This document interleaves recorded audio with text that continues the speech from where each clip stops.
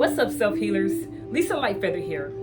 Welcome to my channel, Closing the Gap, where we make a conscious effort to meet you where you're at on your spiritual journey. Before I get started, please don't forget to like and subscribe. All likes and subscribes are appreciated, and it assists me in getting into the YouTube algorithm. Today, I would like to speak about developing our spiritual gifts, and once developed, the cost of misusing that spiritual gift. As we evolve as a collective, as we move out of the final days of the age of Pisces and into the age of Aquarius, by 2024, Pluto will be in Aquarius. Pluto is a planet of transformation, life, death, rebirth, and transformation. We will officially be into the age of Aquarius. The reason you feel what you're feeling right now, a lot of us, thousands and thousands of us, there's 80 billion people on the planet. So there's billions of us who are currently evolving as a collective in preparation for Pluto moving into Aquarius. We're slowly transforming so that we can experience that life, death, rebirth, and transformation in the age of Aquarius. It's exciting news, yes? So during that transformation, we will develop spiritual gifts that we may not have had before. So there's a responsibility that goes along with these gifts. There's a unspoken code of conduct or a code of ethics that goes along with these gifts. When you first get your gift, you may take a minute to learn how to work with it, yes? Because one can have a sense of power and ego and knowing more than someone else and wanting to share that we know more than someone else. And there's nothing wrong with that. However, sometimes in sharing what we see, right? If you have the gift of sight, if you have the gift of clairvoyance, if you have the gift of channeling, if you have the gift of hearing, right?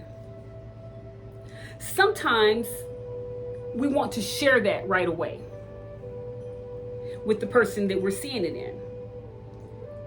But I just want to share with you that sometimes people aren't ready to hear what you see or what you hear. And in sharing it too soon at the inappropriate time, one, the person may not even be ready, may not hear you. They're not ready to receive it. But if they are ready to receive it, if they do hear it, but they're not ready to process it, we can cause more damage than we can good. And as seers, as healers, we need to be as cautious as we can about not re-traumatizing the client. And re-traumatizing the client, we are collecting in the effort to share our gift and to get it out there and so people know the power that we have and so forth and so on. We may be doing that unconsciously, but in doing that, we can re-traumatize the client. In re-traumatizing the client, there is a karmic debt attached with that. Now, I want to emphasize that no one can take away your spiritual gifts. Once you have them, they're your gifts. But source can cut you off from the gift. The same source that opened you up to the gift to let you know that it was there, source can cut you off from the gift. We all vibrate, right? We all vibrate, kind of like the way I like to describe it is like how your refrigerator is at a low hum all the time. We vibrate on this frequency and we're so used to it that we don't feel it. But when source unplugs the gift, you immediately feel it. You feel detached. You feel isolated. You feel disconnected with your higher self. Source will first warn you, right? Just because you see it, you don't have to say it. Or just because you feel it, you don't have to say it. Yeah? And sometimes what we're feeling can be us and what we still need to heal. And we get it mixed up with the clients. This is all a part of growth. This will happen because you're maturing in your gift. You're mastering it. Yeah? Sometimes you'll get what's in you that still needs to be healed mixed up with what's in the client. And so in saying it, it's a form of projection. Again, causing further trauma with the client. Because now the client is confused. They don't know what you're talking about. So one needs to do their inner work, their inner healing, their inner shadow work, their inner child work. The integration of all of your own trauma and the healing of all of your own trauma prior to working with someone else on such a level. Because in causing more trauma for that client, it was an agreement somewhere in the cosmos. It was an agreement that the two of you would come together and that you would cause this trauma for this client. Yeah? Maybe both of you are learning something from it. However, once Source starts giving you those downloads,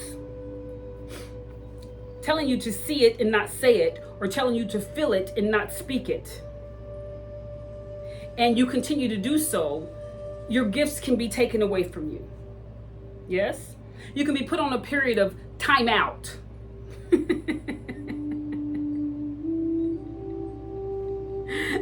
And this can feel very disconnected. Yes? So in your gifts, let's just say tarot card reading, natal chart readings, medicine man, medicine woman, psychic abilities, being able to go into the Akashic records. So let's use the Akashic records for example. Someone has died a horrific death in a previous life. In this lifetime, they're afraid of water. And you see in the Akashic records that they died a horrible death in drowning. They were driving in their car and they drove off into a river or a lake and they drowned trapped in their vehicle. Now for you, it's a vision. You see it. But in telling them that, they may not be ready to hear that. They may not be ready to heal that they've died such a traumatic death in a previous life or at a previous time, a previous timeline. It may cause more trauma. And so there's a responsibility that goes along with spiritual gifts. Now, everyone's evolving as a collective, right? The Age of Aquarius is about the collective. It's about collaboration. It's about working together. It's about humanitarian work, evolving with humanitarian work. And so everyone's going to tap into their gifts. Some people are here, some people are here. That's what we have to remember, that not everyone's on the same level. And so you may be up here and seeing this person down here and seeing all of their past traumas, and you want to tell them, well, they're not ready to receive that yet. What you want to do is assist them in tapping into their own gifts. They'll come back to you later and say, hey, I saw this, or I heard this, or I heard that. And then when they ask you for your assistance, then you can offer it to them.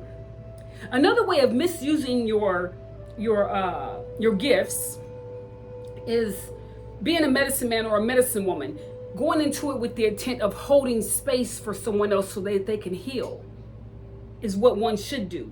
But sometimes people get wrapped up into their shadows and they go into that space with the intent of abusing the person while they're under the medicine, taking advantage of the person while they're under the medicine.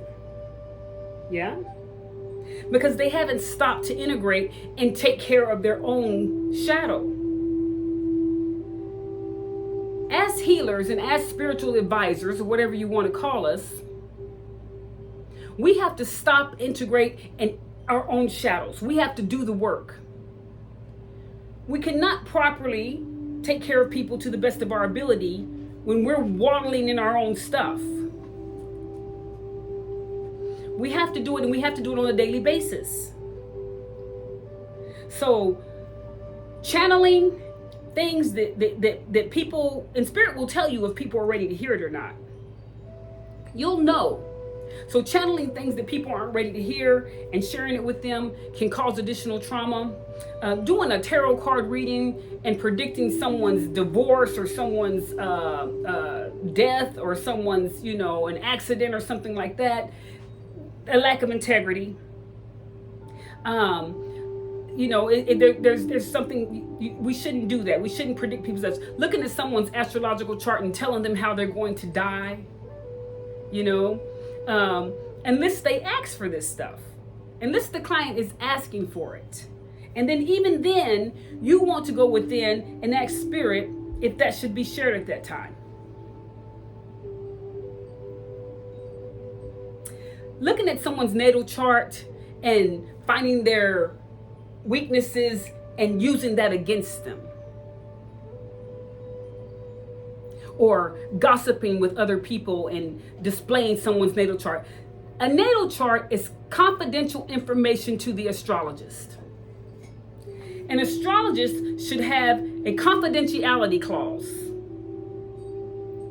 and the integrity to not gossip about a person's natal chart. It's very personal information. And so when an astrologist uses someone's natal chart to manipulate them or to get what they want or to gossip about them or to have something to say about them, then what that astrologist is doing is black magic. You're misusing your gift. Now, in working with the person's natal chart, and you're in the healing business, you want to see what their pain body is, what their trauma is, how they get angry, how do they function, how do they handle certain situations. But you're seeking that information for the benefit of the client so that you better know how to work with them in healing.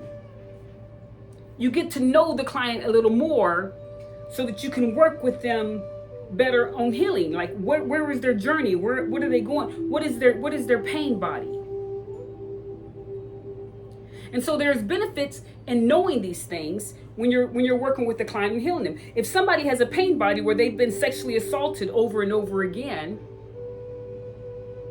you don't want to touch them or you're more cognizant about how to touch them. You may touch them on the bottom of the foot if you need to touch them, or you may lay your hand on top of theirs.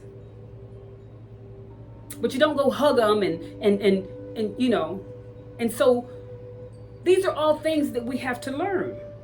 So there are benefits in knowing someone's natal chart as a healer or as someone who holds space for someone, because it assists you in being a better, more in tune, more trauma aware, more conscious space holder. But to use it to your advantage or to compare it to your chart and to find their weaknesses so that you have something to talk about, that is black magic. And you are not an astrologist. You're just someone who's learned how to read a chart and you use it to your advantage. There is a price to pay for this type of behavior. We learn as we go. You are going to make these mistakes as you grow. But at some point, you need to come into yourself and realize if you are using your gifts for good, or if you're using your gifts for manipulation, for gain, for power, for ego. And we are all capable of being and doing this. This is why it's important to know this. So once you start tapping into your spiritual gifts, just stay in tune with yourself. Do your shadow work. If you know how to remote view and you go remote view in someone's house without their permission, that is a lack of integrity. Or you know how to astral project and you go astral project and make love to someone in the dream state. Did they ask you to do that? I don't care what kind of past you've had, what kind of cords you have between one another. We'll talk about cord cutting at another date. But to astral project and make love to someone in the astral realm, yes, it's possible. It's a violation. It's crossing a boundary. And it very well could re-traumatize a person. So my point of this video is that we use our gifts, once we start tapping into them, that we use our gifts for good and not to harm other people, not to take advantage of other people, not to misuse our powers. Yes, we use our gifts to assist others and to heal them so that we evolve as a collective in a humanitarian way, you know? The earth is healing. It's using us to heal one another. There's a karmic debt attached to not learning your lessons as you go, not doing your shadow work, not doing your inner child work, and then trying to work with someone else. And the hard part is this is a daily process. Our shadow peeks out every day. Hey there. And we have a choice at that time as to how we're going to deal with it. Our inner child cries every day, and we have a choice at that time as to how we're going to care for that inner child, how we're going to create that safe space for her or him, or them or they. So that's all I have for you today, is giving you a couple of tips on how to use your spiritual gifts for the good and not for being a spiritual parasite where you're taking from others, where you're manipulating others, where you're using your gifts to control others. Because unfortunately, it will either come back to you or Source will sever you from the gift. Another human being walking on this earth cannot take your gift, but Source can certainly sever you from the gift. And so let's keep our gifts as we evolve as a collective, as we heal humanity as a whole. Let's keep our gifts as pure as possible. Learning as we go, we will make mistakes, but learn from those mistakes. Yes? And take one day at a time as you evolve, and keep on being a self-healer. Because in healing yourself, you heal the planet. Thank you for tuning in to my channel, Closing the Gap. We make a conscious effort to meet you where you're at on your spiritual journey. We'll see you next time.